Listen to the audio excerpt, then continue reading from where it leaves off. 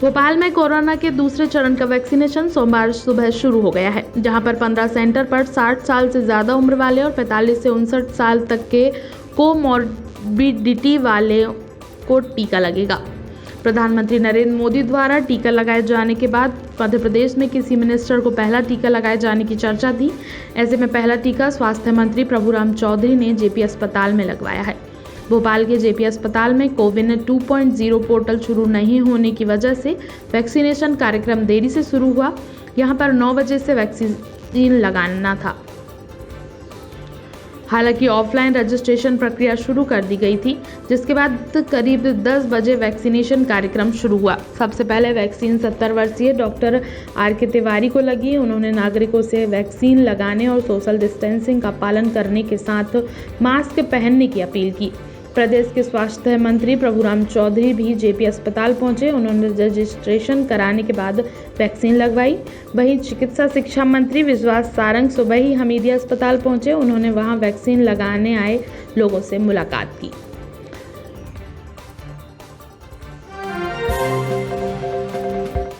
राज्य सरकार ने वर्ष 2020-21 का आर्थिक सर्वेक्षण विधानसभा में जारी कर दिया है। इसके मुताबिक मध्य प्रदेश की जीडीपी वर्ष 2020-21 में पिछले वित्तीय वर्ष 2019-20 की तुलना में 3.37% घट गई है। सरकार को अनुमान है कि मौजूदा वित्तीय वर्ष में प्रदेश की जीडीपी 5,60,845 करोड़ रुपए रहेगी। इसी तरह कोरोना काल में प्रदेश में प्रति व्यक्ति आय 62,236 से घटकर 58,425 रुपए हो गई। पिछले साल की तुलना में 6.12% की कमी आई है। 2020 की स्थिति में बेरोजगारों की संख्या 24.72 लाख हो गई। रिपोर्ट के मुताबिक प्रदेश की विकास दर में पिछले वित्तीय वर्ष की तुलना में 3.9% की कमी अनुमानित है। सूक्ष्म, लघु और मध्यम उद्योग के रजिस्ट्रेशन में वर्ष 2019-20 में 3.35% की कमी आई। 2018-19 में प्रदेश में ऐसे रजिस्टर्ड उद्योगों की संख्या 2.98 लाख थी, जो वर्ष 2019-20 में घटकर 2.88 लाख रह गई। खनिज से सरकार की आय में 27.4% की कमी आई। सरकार को 2019-20 में खनिज से 1,798.3 करोड़ रुपए का राजस्व प्राप्त हुआ, जबकि गत वित्तीय वर्ष में उत्पादन मूल्य 2,476.58 करोड़ था। बिजली से मिलने वाले राजस्व में 14.86% की वृद्धि हुई।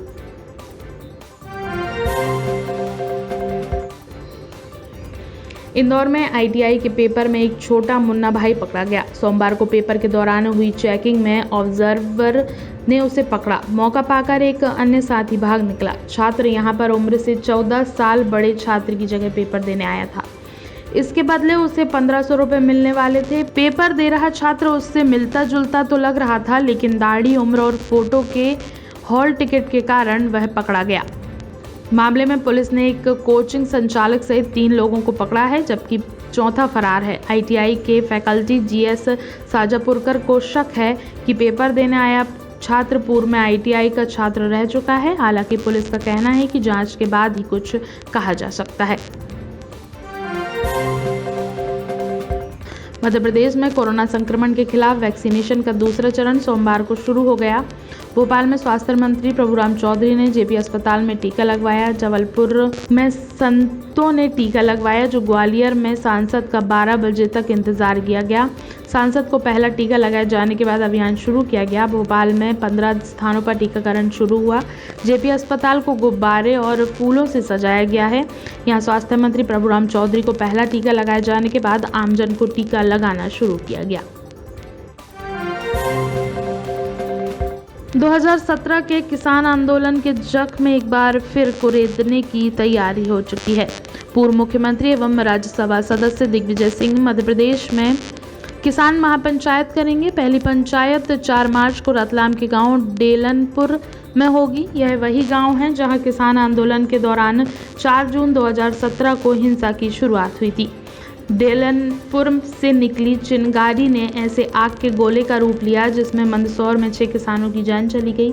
वहीं प्रदेश में सैकड़ों वाहन जल गए। खास बात तो ये थी, अभी स्थानीय नेता इस आयोजन को गैर राजनीतिक बता रहे हैं, जबकि मध्य प्रदेश कांग्रेस ने अपने सोशल मीडिया अकाउंट से इस पंचायत की घोषणा की है।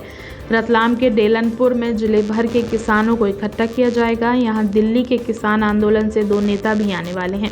हालांकि ये कौन होंगे यह 1-2 दिन बाद तय होगा।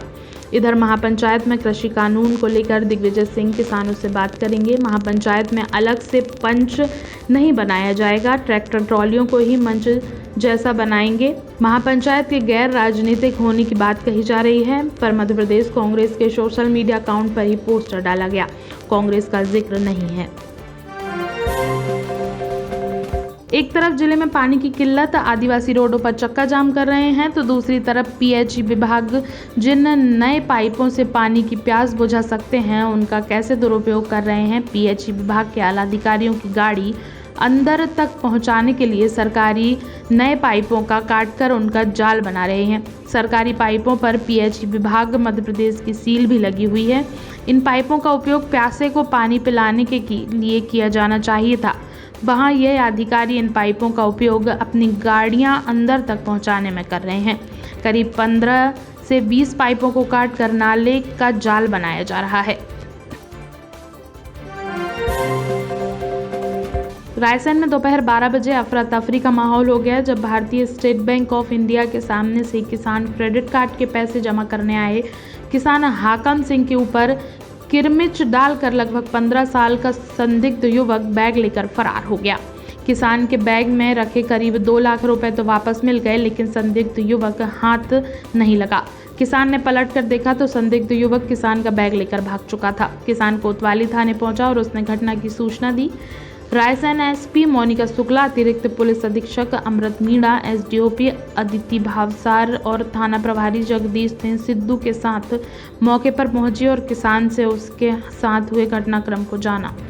वहीं जब संदिग्ध युवक किसान का बैग लेकर फरार हुआ तो करीब 1 किलोमीटर आगे एक जागरूक किसान थान सिंह धाकड़ ने देखा कि एक संदिग्ध युवक दौड़ लगाकर भाग रहा है, तो उनको मामला संदिग्ध नजर आया और उन्होंने उस संदिग्ध युवक का पीछा किया और उसको पकड़ा तो संदिग्ध युवक किसान थान सिंह धाकड़ के हाथ में पैसों का बैग छोड़कर फरार हो गया।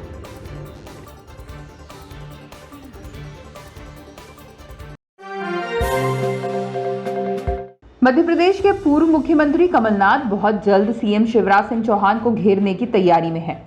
इस बार ये काम काफी जोर शोर से होगा।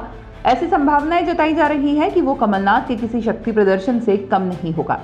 खास बात यह है कि अपनी ताकत दिखाने के लिए पूर्व सीएम ने दिन भी महिला सशक्तिकरण दिवस यानी कि 8 मार्च का ही चुना है।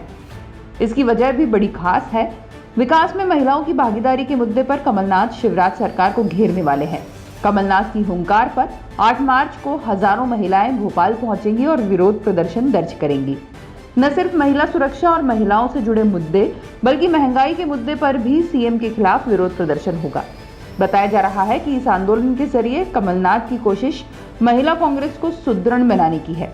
कमलनाथ का मानना है कि हर बूथ पर महिला कांग्रेस का मजबूत संगठन होना चाहिए, क्योंकि प्रशासन भी महिलाओं के साथ जोर आजमाइश करने से बचता है। इसका फायदा बूथ पर महिला कांग्रेस की कार्यकर्ताओं को मिलेगा। यही वजह है कि कमलनाथ महिला दिवस के बहाने शक्ति के साथ शक्ति प्रदर्शन करने जा रहे हैं।